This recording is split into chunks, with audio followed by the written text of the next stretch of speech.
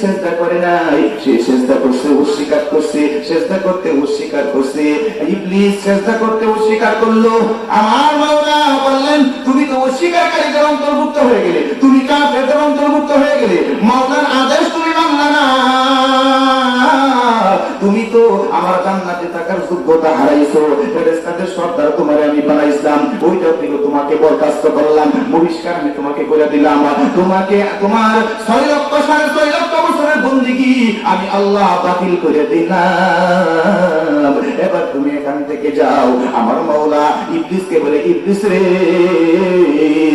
আমি যখন তোমাকে আদমকে সেজদা করার জন্য আদেশ করলাম, কোন বস্তু তোমাকে সেজদা করতে নিষেধ করেছে? কেন তুমি আদমকে সম্মান জানাইলে না? আমার ভাইরা রে, এবার ইবলিস আমার মাওলার সামনে যুক্তি পেশ করে, মাবুদ রে, খালাকাতানি মিন নার, আমি ইবলিসকে বানাইছো তুমি আগুন দিয়া, ওয়া খালাকাতাহু মিন তিন, আর আদমকে তুমি বানাইলা আমাদের পুরানো টুকানো মাটি দিয়া। মাটির স্বভাব হইলে উপরের দিকে গেল দিলে ওটা নিচের দিকে পড়ে যায়, কিন্তু আগুন যতই আপনি নিচের দিকে নেন না কেন, আগুন মোড়াইয়া উপরের দিকে ওঠো। কথা বলেন ঠিক কিনা? এই জন্য শয়তান কয়, আনা খায়রুম মিনহু, আমি তার থেকে উত্তম, আমি তার থেকে ভালো, এই কারণে আমি সেজদা করি নাই। আমার মাওলা বলেন, তোকে তো আগেই আমি পরিষ্কার করলাম জান্নাত থেকে, কিন্তু যুক্তিটা আমি আল্লাহ শুনে নিলাম, এবার তুই এখান থেকে যা। শয়তান বলে, বাবু আমি যাব ঠিক আছে, কিন্তু খালি হাতে যাব না, আমার কিছু পাওনা দাওনা আছে, কিছু হিসাব নিকাশ তোমার সাথে আছে। আমার মাওলা বলে, ঠিক আছে, তোর হিসাব নিকাশ কি? আমার সাথে হিসাব নিকাশটা চুকায় নে। খালি হাতে যাবি না, কি চাস? আমি আল্লাহ বললাম, আমি তোকে সব কিছু দিয়া দিব, তুই যা চাইবি তাই আমি তোকে দিয়া দিব। বন্ধু আমার, এবার ইবলিস আল্লাহকে বলে, ও আল্লাহ, 1 নম্বর চাও তোমার কাছে, কিয়ামত পর্যন্ত আমি হায়াত চাই। আমি আল্লাহ, তুমি আল্লাহ আমাকে কিয়ামত পর্যন্ত হায়াত দিবানি। আমার মাওলা বলে, যা যা, তোকে আমি কিয়ামত পর্যন্ত হায়াত দিয়া দিলাম। বন্ধুরে আমার, এবার শয়তান 2 নম্বর জিনিস চাই।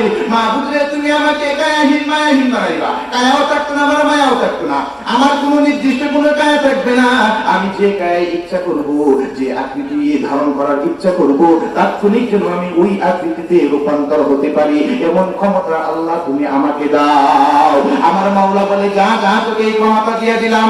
বন্ধুরে, এবার শয়তান 3 নম্বর পাওয়ার আমার মাওলার কাছে চাই। 3 নম্বর পাওয়ার কি? 3 নম্বর পাওয়ার হইল, মাওলা তুমি আমাকে এই পাওয়ারটা দাও, যে আদমকে সেজদা না করার কারণে ফেরেশতাগিরির সর্দারি আমার বাতিল হয়ে গেল, 6.5 লক্ষ বছরের বন্দেগী আমার দেখতে গেল, এই সবগুলো আমার নষ্ট হয়ে গেল।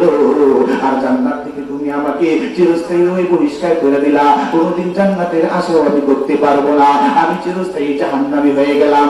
ওই বনি আদমের রক্তের সাথে মিশে যেন বনি আদমকে আমি ধোঁকা দিতে পারি। আমার ভাইরে, এবার আমার মাওলা বলেন, ইন্নাকা মিনাল মুনজারিন। ইবলিস, আমি তোকে উপকার দিলাম, তোর চাওয়া পূর্ণ করলাম, যা যা, তোর সকল চাওয়া নিয়ে তুই এখান থেকে বিদায় হ। এবার ইবলিস আল্লাহরে কয়, আল্লাহ রে, পাওয়ার দিলে আমি খুব খুশি হইলাম, কারণ তোমার এই বনি আদম দুনিয়াতে যাইয়া নষ্টামি ছাড়া কিছুই করবে না। আমরা কি নষ্টামি করতেছি কি করতেছি না? কথা বলেন ঠিক না? এদেরকে গুমরা করাটা বড় সহজ হয়ে যাইবে। ও মাওলা, তুমি তো আমাদের চোখের সামনে আমরা জানি, তুমি একটা জান্নাত তৈরি করছো, আরেকটা জায়গা তৈরি করছো জাহান্নাম। এই জান্নাত আর জাহান্নাম 2টা রাস্তা তো তুমি দিয়া দিছো, জায়গাও 2টা দিছো।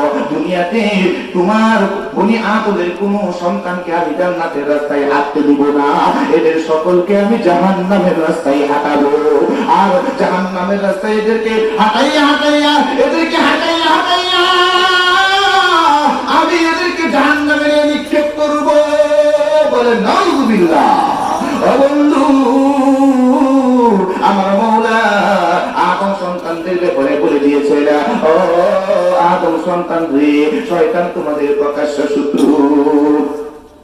আমার মাওলা কোরআনে কারীমের মধ্যে ঘোষণা করেছেন, ইন্নাহু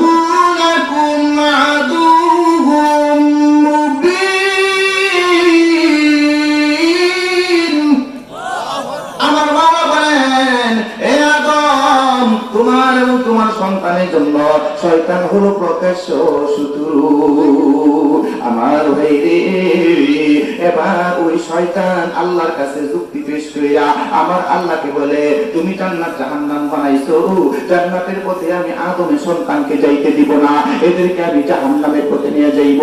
আমার মাওলা বলেন, ঠিকই তুই বলেছিস, আমি রাস্তাও দুইটা রাখছি। দুনিয়াতে মানুষ দুই রাস্তায় চলবে, দুই রাস্তার ফলাফল হিসাবে দুইটা জায়গা আমি রাখলাম, একটা জায়গা জান্নাত আর একটা জায়গা জাহান্নাম।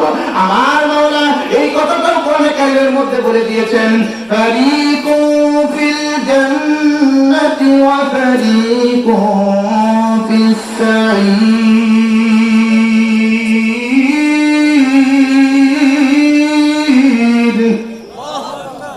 আমার মাওলা বলেন, দুনিয়াতে রাস্তা আমি দুইটা দিছি, একটা জান্নাতের রাস্তা আর একটা জাহান্নামের রাস্তা।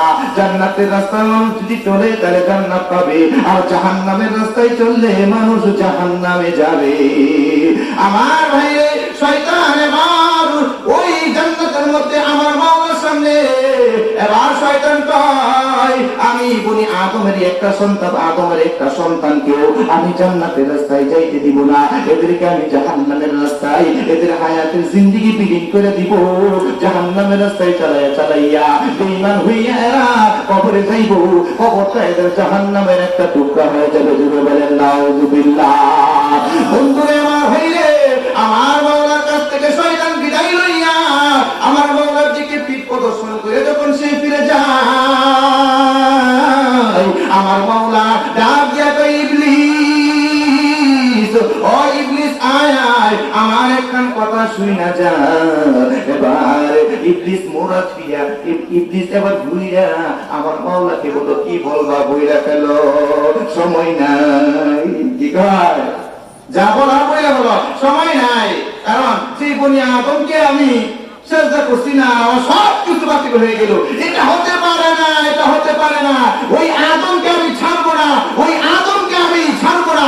আমি যে জান্নাত থেকে বের হয়ে গেলাম, আদমকেও আমি ওই জান্নাত থেকে বের করে ছাড়বো।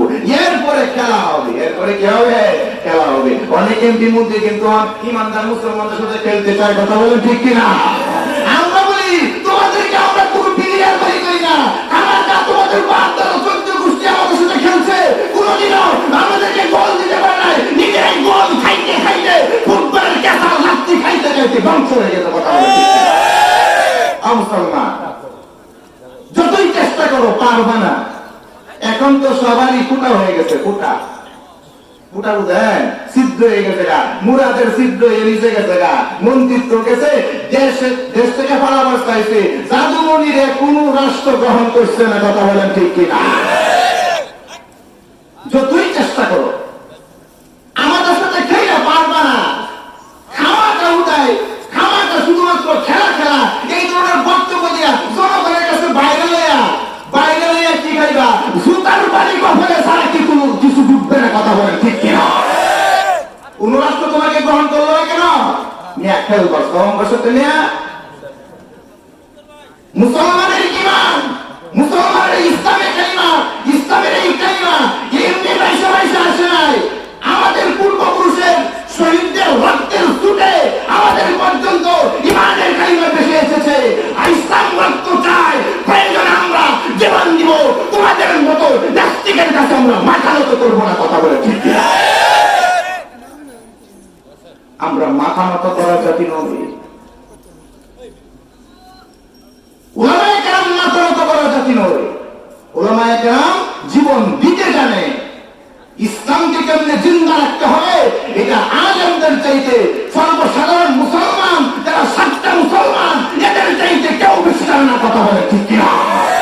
মোহতারাম হাজিরিন, বলতেছিলাম শয়তান কয় এবার খেলা হবে। এই দেখেন খেলা শুরু করবো সে। মোহতারাম হাজিরিন, আমার মাওলা ডাক দিয়া ঘোষণা করেন, ইবলিস কয় কইলো কি কইবা? কইতামনি এদিকে আয়, কাছে আয়। রহমতের কথা না, বরকতের কথা না, আমি গোপন রাখতে চাই, কিন্তু তোমাকে শোনায় দিতে চাই। তুমি যে এত খুশি হইলা, বনি আদমকে ধ্বংস করবা, জাহান্নামের পথে নিবা, এই কইলা তুমি যে খুশিটা হইছো, এই খুশিটা হওয়া তোমার উচিত পতিত হই নাই, কারণ আমি আল্লাহ আমার কাছে একটা ক্ষমতা রেখে দিছি। বলেন আল্লাহু আকবার। আমার মাওলা ইবলিসকে ডাইকা কই ইন্না লিল্লাহি তাআলা মিআতু রাহমা। আল্লাহু আকবার। আমার মাওলা বলেন আমি আল্লাহর কাছে বনি আদমকে maaf করার জন্য 100 রহমতের একটা দরিয়া রেখে দিছি। আমার বান্দাকে তুই জাহান্নামের রাস্তায় চালাবি, চালা, কোনো সমস্যা নাই। জীবনের একটা সময় যদি আমার বান্দা যদি একবার আমি আল্লাহকে ডাক দেয়, আমার মাওলার একটু ডাক দেন আল্লাহ, আরেকটু জোরে ডাক দেন আল্লাহ। বান্দা যখন আমি আল্লাহকে আল্লাহ বলে ডাক দিয়া বলবে আল্লাহ ভুল করছি মাফ করে দাও, জীবনে আর এমন করবো না, জীবনে যত গুনাহ করেছি ও মাবুদ আর করবো না, এমন ভাবে যদি আমার মাওলাকে একবার আমি আল্লাহকে যদি বান্দা ডাক দেয়, আমি আল্লাহর ওই 99টা ওই 100 রহমতের সাগরে উতাল পাতাল ঢেউ শুরু হয়ে যায়। ওই 99টা 100 রহমতের দরিয়ায় আমি আমার বান্দাদেরকে চুপাইয়া ধুইয়া মুইসা আমি আল্লাহ তার জীবনের সকল গুনাহ খাতা maaf করে দিব। বলেন সুবহানাল্লাহ। সকল গুনাহ খাতা maaf করে দিয়া আমি আল্লাহ আমি আমার বান্দারে রহমতের চাদর দিয়ে পেছাইয়া আমি আমার বান্দারে কুলে লইয়া আদর কইরা ঘুম পাড়ায় দিব। বলেন সুবহানাল্লাহ। আল্লাহ রহমতের কুলে কারা কারা উঠতে চায়?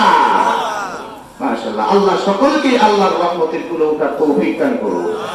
আমি একটা আবদার করতে চাই আপনাদের কাছে, সেটা হলো সামনে অনেকটা জায়গা ফাঁকা আছে, একটু জিকিরের সাথে যদি আসেন লা ইলাহা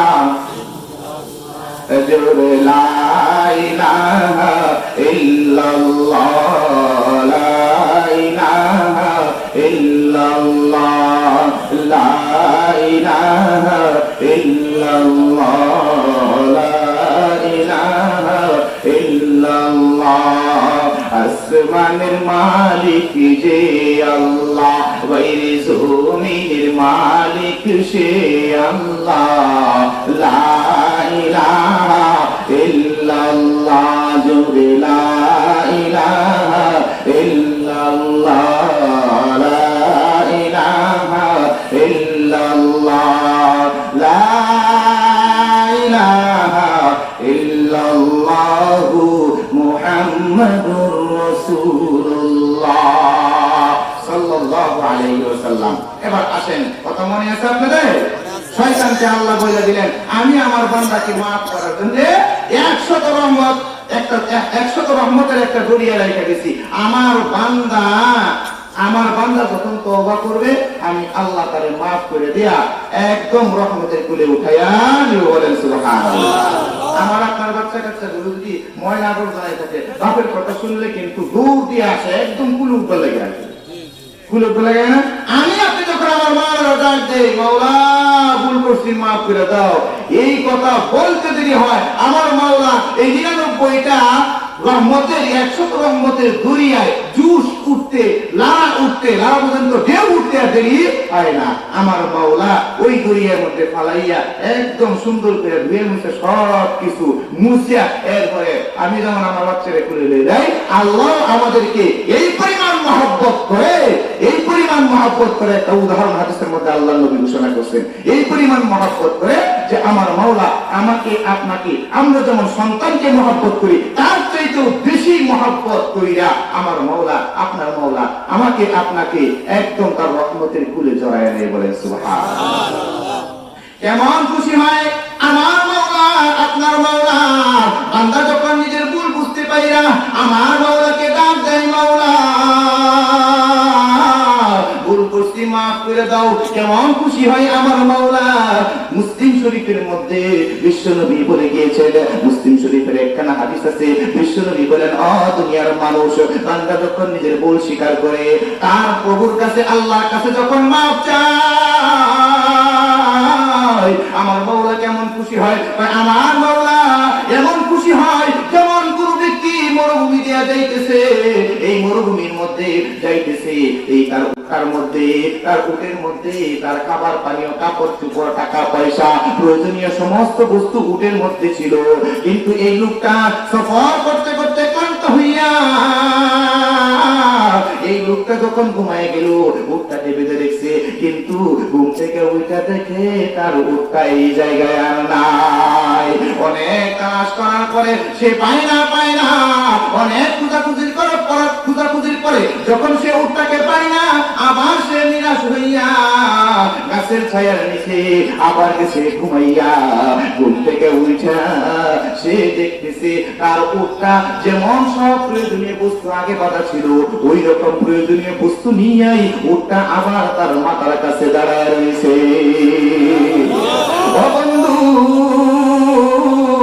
এই লোকটা এই উটের, আল্লাহ নবী বলেন, এই লোকটা এই লাভ দিয়া উঠা উটের লাগামটাকে ধরিয়া এবার সে উল্টা বলা শুরু করছে। আমার মাওলাকে বলে, মাওলা রে, তুমি আমার বান্দা, আমি তোমার রব। কেমন খুশি হইলে মানুষ উল্টা কয়, চিন্তা করছেন? বলছে কি সে আল্লাহ উঠে ধইরা কইছে খুশি করে, আল্লাহ তুমি আমার বান্দা, আমি তোমার রব। বিশ্বনবী বলেন, দুনিয়ার মানুষ, তুমি যখন তওবা করো, নিজের ভুল বুঝতে পেরে যখন আল্লাহর কাছে তুমি তওবা করো, 60 থেকে 70 বছর মরার আগে বিছানায় শুয়ে পড়ছি, এখন বিছানায় শুয়ে কয়, আল্লাহ মাফ করে দাও। আমার আল্লাহ বলেন, আল্লাহ এখন তুই আমার কাছে তওবা করিস, যা আমি আল্লাহকে তো মরার আগেও স্মরণ করলি যেহেতু, যা আমি আল্লাহ তোকে মাফ করে দিলাম। বলেন সুবহানাল্লাহ। বিশ্বনবী বলেন, ওই লোকটা যেমন তার ও হারানো পাইয়া যেমন খুশি হইল, এর চাইতেও বেশি খুশি হয় বান্দা যখন নিজের ভুল বুঝতে পেরে মাওলার কাছে ক্ষমা চাই, এর চাইতেও বেশি খুশি হয় আমার মাওলা। বলেন সুবহানাল্লাহ। আমার ভাইরা রে, এবার ওই যে মনে আছে শয়তান এই কথা শোনার পরে শয়তান এমন একটা চিৎকার দিয়েছিল, বলেন আল্লাহু আকবার। এমন একটা চিৎকার শয়তান দিয়েছিল, 80,000 জগতের মধ্যে সমস্ত মখলুকাত শয়তানের এই চিৎকারটা শুনতে পেয়েছিল। চিৎকার দিয়া শয়তান ফিট হইয়া গেছে। এবার শয়তান বলে, মাবুদ রে, আগে যদি জানতাম তোমার কাছে এই ক্ষমতাটা আছে, তাহলে সব কিছু বাদ দিয়া আমি তোমার কাছে এই কথাই চাইতাম, তোমার বান্দাকে আমি জাহান্নামে পথে নিব, কিন্তু তুমি কোন সময় তোমার বান্দারে মাফ করতে পারবে না। আমি ক্ষমতা তোমার কাছ থেকে নিতাম। আমার মাওলা বলে, এবার যা কি করবি, তোর ক্ষমতা তুই দেখা, তুই নাকি খেলবি, বলি আদমের সাথে খেল। এবার আমি খেলাটা রক্ষা করবো, রেফারি আমি আল্লাহ, আর খেলোয়াড় দুই দিক দিয়া, এক দিক দিয়া ইবলিস, আরেক দিক দিয়ে হলো বনি আদম। এবার রেফারি আমি আল্লাহ। আমার ভাই, ওইদিকে আদম আলাইহিস সালাম আর তার স্ত্রীকে আমার মাওলা বললেন, আদম তুমি আর তোমার স্ত্রী এই জান্নাতের মধ্যে থাকো, খাও, ঘুরো ফিরো, কোনো সমস্যা নাই, কিন্তু গাছের কাছে যাইও না, ওই গাছের কাছে যাইও না। আমার মাওলা বলেন, ওয়াকুলনা ইয়া আদম উসকুন আনতা ওয়া যাওজুকাল জান্নাতা ওয়া কুলা মিনহা রাগাদান হাইসু শি'তুমা ওয়া লা তাকরাবা হাযিহিশ শাজারাতা ফাতাকুনা মিনাল যালিমিন।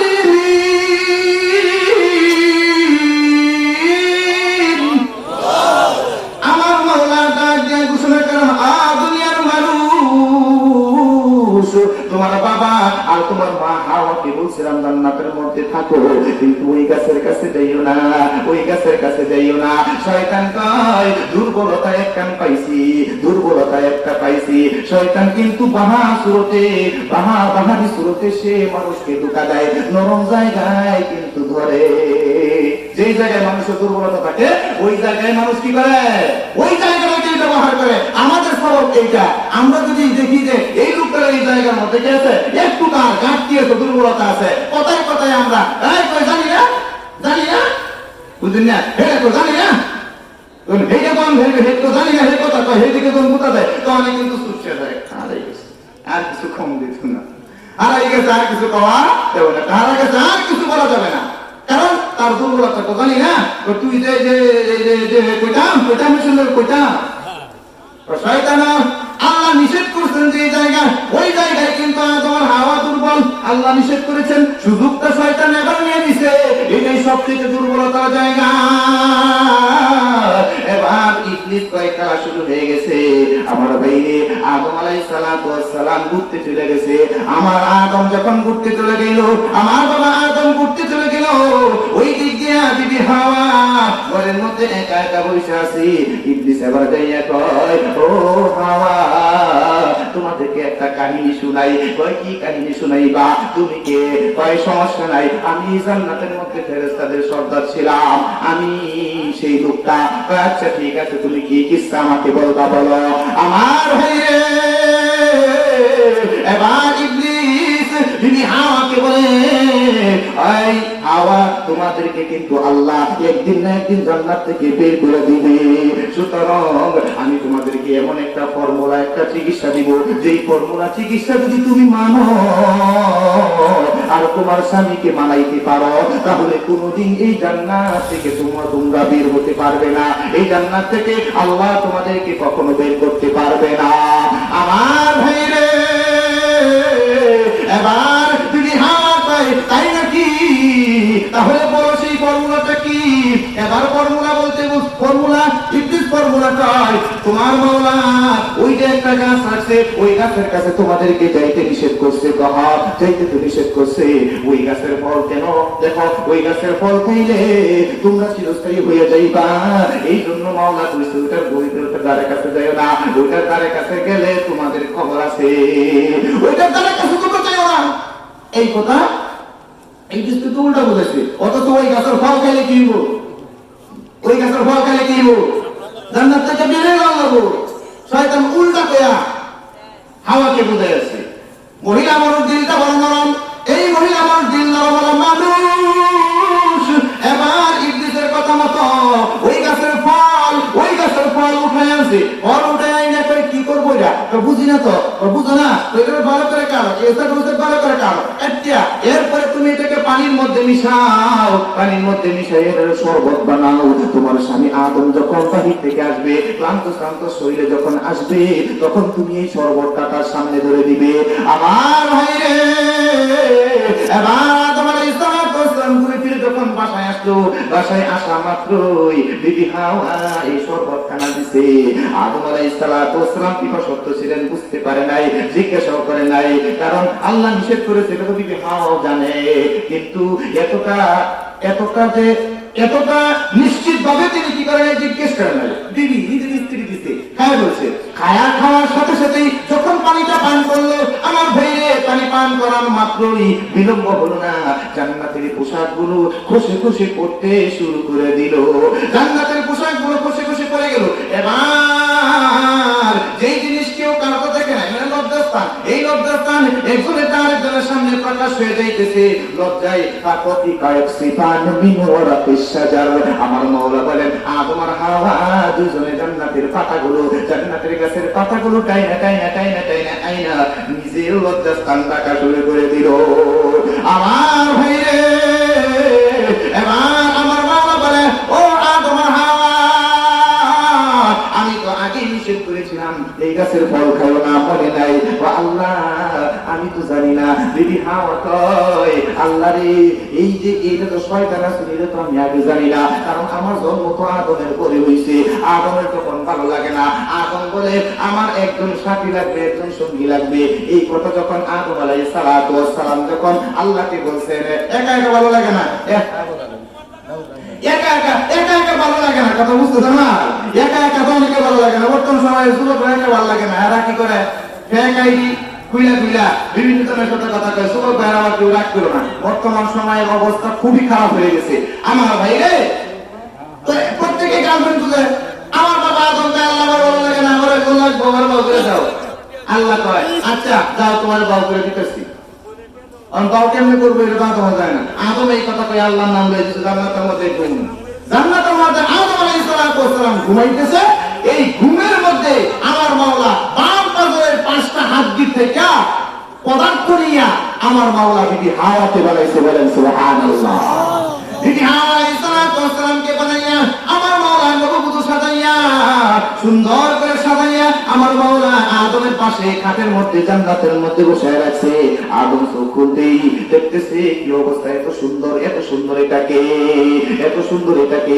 আদম ধরতে যায়, আমার মাওলা বলে আদম ধরা যাবে না, কাজ একটা বাকি আছে, মহারানা আদায় কর। আমার ভাই আদম আল্লাহরে জিজ্ঞেস করে, আল্লাহ মহারানা কোন জায়গা থেকে পাবো, তুমি আমারে বলো না মহারানা কোন জায়গা থেকে পাইবো। আমার মাওলা বলে আদম রে হাইটা হাইটা হাইটা হাইটা জান্নাতের গেইটে যাও।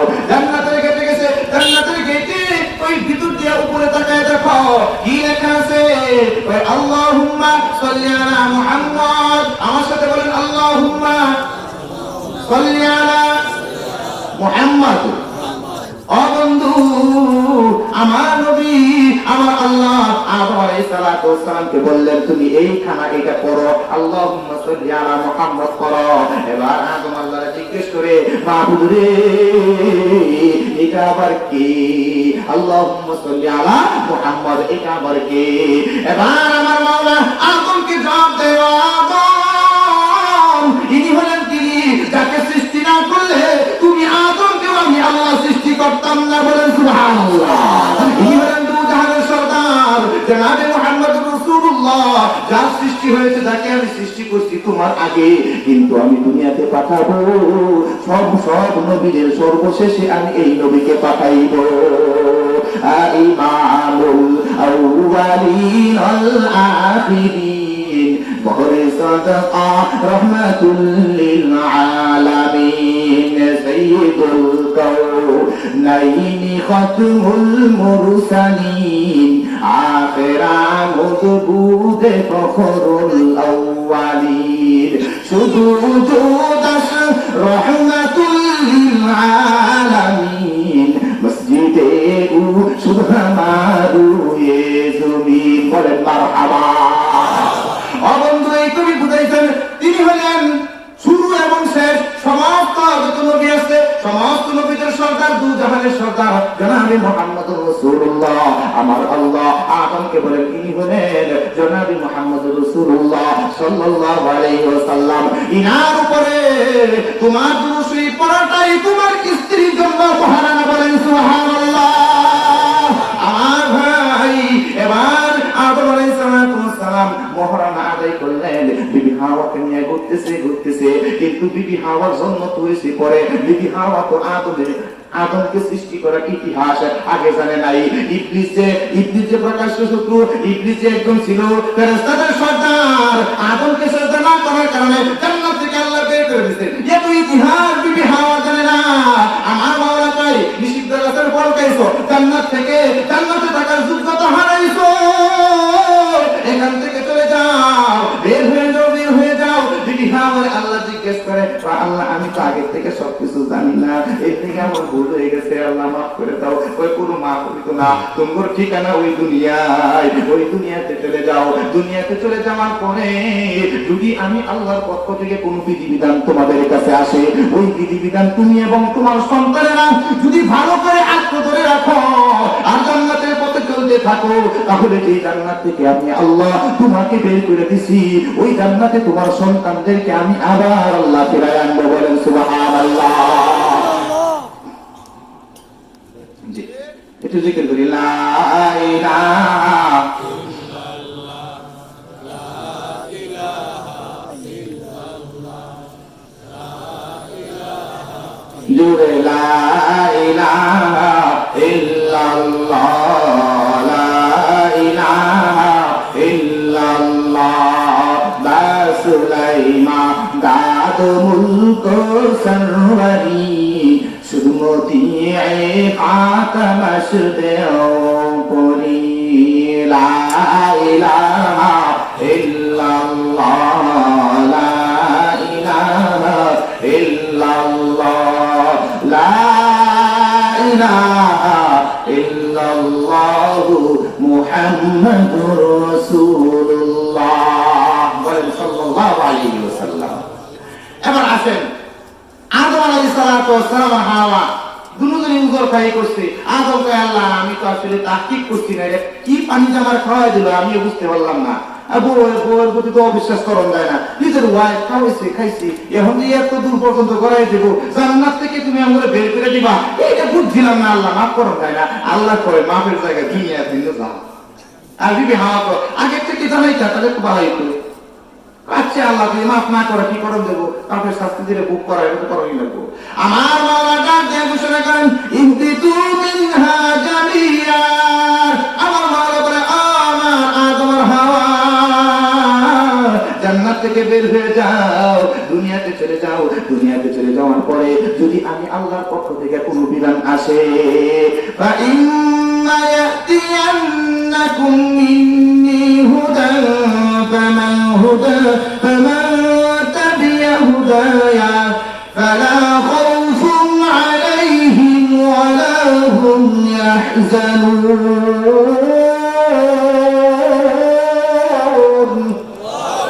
আমার মাওলা বলে আদম আর হাওয়া দুনিয়াতে চলে যাও। দুনিয়াতে চলে যাওয়ার পরে যদি আমি আল্লাহর পক্ষ থেকে কোনো বিধিবিধান আসে, ওইটা যদি মানো, তাহলে তোমার এবং তোমার সন্তানদের কবর হাসর পৌঁছাতে কোনো ভয় টেনশন কিছুই থাকবে না। এদেরকে আমি যে জান্নাত থেকে বের করে দিছি, ওই জান্নাতে আমি আবার এদেরকে দিয়া জান্নাত ভরপুর করে ফেলবো। বলেন সুবহানাল্লাহ। বলতেছিলাম আমার ভাইরে, আদম আলাইহিস সালাতু ওয়াস সালামের এই কিচ্ছাটুকু, এই ঘটনাটুকু কেন বললাম? ওই যে ইলমে ইলাহির শিক্ষার কারণে কিন্তু আদম আলাইহিস সালাতু ওয়াস সালামকে আমাকে আপনাকে আল্লাহ সমস্ত মাখলুকাতের উপরে শ্রেষ্ঠত্ব দান করেছেন। কথা বলেন ঠিক কিনা? এই জন্য আমার ভাই এই ধরনের মাদ্রাসা, এই ধরনের শিক্ষাগুলো কোনো মূল্যায়ন কিন্তু বর্তমান সমাজে নাই। যারাই জায়গায় শিক্ষিত হতে যায়, সমাজের মানুষ এদেরকে বাঁকা চোখে দেখে, বাঁকা চোখে দেখে। এখানে পড়তিস না, ভিক্ষার একটা দরজা খুলছে, তো ভিক্ষা করে খাইব। মোল্লার দল ভিক্ষা করে না, মোল্লার দল ভিক্ষা কইরা বাহ্যিক ভিক্ষা দেখা যায়, কিন্তু এটা ভিক্ষা নয়, এটা তোমার উপরে এহসান করেছে। কারণ আল্লাহর দেওয়া সম্পদ আল্লাহর রাস্তায় ব্যয় করা তোমার কর্তব্য ছিল, কিন্তু তুমি এত পাষাণ হইছো, মানের মহব্বত তোমার মধ্যে এমন ভাবে ঢুকছে, তুমি এটা আল্লাহর রাস্তায় দিতে চাও না। এই জন্য হুজুররা ওয়াজ নসিহত কইরা জান্নাত জাহান্নামের কথা কইরা তোমার কাছে বস্তা দিয়ে যাইয়া 5 কেজি আদামন ধান কালেকশন করে, চাউল কালেকশন করে, আর তোমাকে সিডি দিয়ে সম্মান জানায় দাওয়াত দেয়। দাওয়াত দিয়ে তোমার কাছে 500 টাকা সবার খরচের জন্য দাবি করে। এটা মোল্লা ভিক্ষা করে না, তোমার উপরে এহসান করেছে। পরকালে তুমি টের পাইবা নেকির কত মূল্য। পরকালে নেকি ছাড়া কিছুই ওখানে কাজে আসবে না। তোমার যত সম্পদ আছে, তোমার যত মাল আছে, পরকালে কোনো কিছু কাজে লাগবে? আওয়াজ দিয়ে বলেন কাজে লাগবে? ঘুরে বলেন না, আরো ঘুরে বলেন না, লাগবে। আমার আল্লাহ বলে দিয়েছেন ময়দানে হাসরে মাল, ধন, সম্পদ, সন্তানাদি কিছুই কাজে লাগবে না। একটা নেকির জন্য আপনি সারা ময়দান ঘুরবেন। হাসিয়া ইয়ার নাসিয়া, একটা নেকি পাইবা না তো সারা ময়দান ঘুরিয়া। কথা বলেন ঠিক কিনা? এই কথাটাই আমার মাওলা কোরআনের এক আয়াতে বলেছেন, ইয়াউমা ইয়াফিরুল মারউ মিন আখিহি ওয়া উম্মিহি ওয়া আবিহি ওয়া সাহিবাতিহি ওয়া বানিহি লিকুল্লি ইমরিইন মিনহুম ইয়াওমাইযিন শা'নুন ইউগনিহি। আমার বাবা বলেন ময়দানে হাসরে মা যাবে ছেলের কাছে, ছেলে যাবে মার কাছে, মা যাবে স্বামীর কাছে, স্বামী যাবে স্ত্রীর কাছে। সবাই কেউ কাউকে চিনবে না। স্ত্রী বলবে দুনিয়াতে আমার বিয়ে হয় নাই, আমার আবার স্বামী কোন থেকে হবে। ছেলে যখন যাবে মায়ের কাছে, মা একটা নেকির কারণে জান্নাতে যাইতে পারি না, মা একটা নেকি দিয়ে সাহায্য করো। দূর বেলা দুনিয়াতে বিয়ে হয় নাই, আমার বাচ্চা হবে কোন জায়গা থেকে। আমার কন্যা যখন বাবার কাছে যাইবে, যাই বলবে একটা নেকি দাও, তখন কন্যাকে বাবা উত্তর দিবে, আমি তো দুনিয়াতে বিবাহ করি নাই, আমার আবার কন্যা হবে কোন জায়গা থেকে। নাফসি নাফসি নিজে বাসি নিজে বাসি, নাফসি নাফসি নিজে বাসি নিজে বাসি, এই কথা বলে বলে সবাই পাশ কাটিয়ে চলে যাবে। তুমি একটা নেকির জন্য ওই জাহান্নামে আমার মাওলা তোমাকে পুরাইয়া দিবে। বলেন নাউযুবিল্লাহ। জাহান্নামের শাস্তি ভোগ করার মতো ক্ষমতা কারো আছে? হাত তুলে দেখেন, আছে কারো? আছে কারো? কারো না। এই জন্য আমার মোহতারাম হাজির, এই শিক্ষায় যারা শিক্ষিত হয় এদেরকে সহযোগিতা যদি না করতে পারেন, অন্ততপক্ষে এদেরকে নিয়ে মন্তব্য করা বন্ধ করে দিন। কথা বলেন, মন্তব্য করা বন্ধ করুন। আপনার মন্তব্যের যায় আসে না, আপনার মন্তব্য করা যায় আসে না। মোল্লাদেরকে আল্লাহ খাওয়ায়, আল্লাহ পালে, এটা মোল্লাদের বিশ্বাস। আর এটাই হচ্ছে ওই তুমি তারাজ্জের খাওয়াও কেন, আল্লাহ তোমার উপর মোল্লা রিজিক রাখছে, তোমার গাড়ো দই আল্লাহ পাঠাইছে। যা হুজুরের কাছে সালাম কালাম কইরা হুজুরে 1 কেজি গরু গোশত আর একটা দেশি মুরগি আইনা দাওয়াত করে খাওয়ার কথা বলে, ঠিক কিনা? মুসলমান ভিক্ষা করে না, আল্লাহ তোমার পকেটে টেহা দেয় মোল্লারে চালায়, তুমি বুঝো না। তোমার পকেটে টেহা দেয় মোল্লারে চালায়, তোমার পকেটে টেহা দেয় মাদ্রাসা চালায়, তুমি ওটা বুঝো না। কিন্তু এটা দেওয়ার দ্বারা তোমার উপকার হইতেছে, পরকালে তুমি দিতেছো যেটা, এটা নিষ্ঠার সাথে একটা শিশুতে তুমি দিতেছো যে পরকালে তুমি এটার বদলা পাইবা। এই জন্য তোমরা দিতেছো, আর উপকার তোমাদের হচ্ছে, পরকালে তোমরা নেকির পাহাড় পাইবা। বলেন সুবহানাল্লাহ।